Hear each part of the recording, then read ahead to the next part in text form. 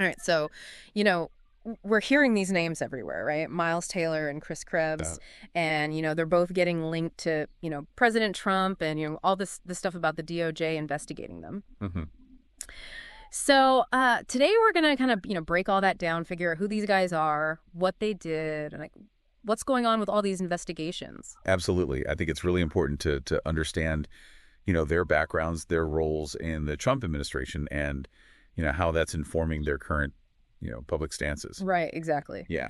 So let's start with Miles Taylor. Okay.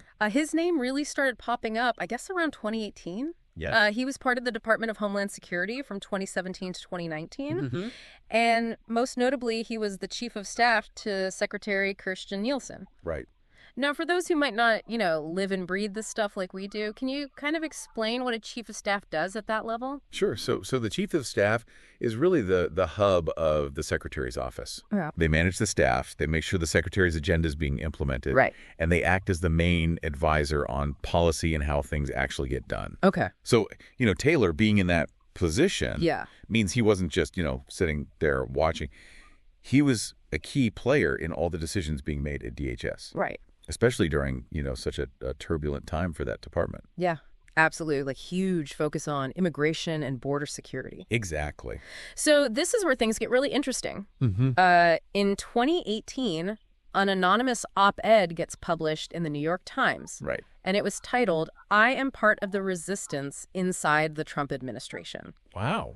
It was super critical of Trump's leadership, saying there were people in the administration actively working against his policies. Yeah, that caused a huge stir in Washington. Right. I bet. People were trying to figure out who wrote it. Yeah. It felt like the author knew what was going on inside the White House, like they were right there in the room. Mhm. Right. And this is where, that whole narrative of, an internal resistance really starts to take hold. Absolutely. So then Club Anonymous Plan, doesn't stop there. No.